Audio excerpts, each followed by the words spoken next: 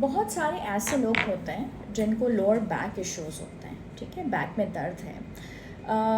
کئی دفعہ دیکھا جاتا ہے کہ یا تو ان کے فائنینشیل ایشوز ہوتے ہیں اور وہ تکلیف جا کے ان کے لوور بیک میں چلی جاتی ہے، یا پھر کوئی ایسا گلٹ ہے، کوئی ایسی بات ہے جس کا اظہار وہ نہیں کر سکتے کسی سے، اور وہ تکلیف ان کے اندر رچ بس گئی ہے.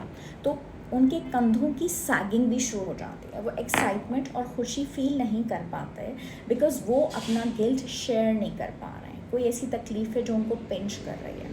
بہت ساری ایسی خواتین بھی ہیں جن کا بلڈ پریشر بہت زیادہ رہتا ہے کیونکہ وہ اپنے ایموشنز شیئر نہیں کر پاتے. بہت ساری تکالیف ہیں جو وہ اندر چھپا کے بیٹھی ہوتی ہیں. ان چیزوں کو مینیج کرنا ضروری ہوتا ہے.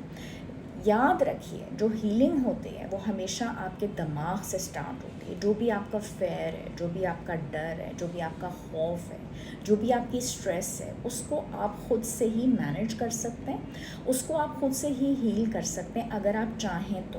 لیکن بات کو شیئر کر کے، اس بات کا ذکر کر کے کہ میں اس تکلیف میں ہوں تو صحیح، مجھے یہ بات کسی اپنے سے کرنی ہے اور پھر اس کی مدد حاصل کرنی ہے، اور یہ جو تکلیف ہے جس کی وجہ سے میرے کندھے جھکتے چلے جا رہے ہیں یا میری کمر کے درد میں اکثر درد رہنے لگ گیا ہے. بہت سارے لوگ ہائپوکونڈریک ہوتے ہیں، ان کے سارے بلڈ ٹیسٹ ہم کرواتے ہیں and they are absolutely positive, but still کیا ہوتا ہے کہ وہ اسٹریس کا اور ایگزائٹی کا شکار ہوتے ہیں.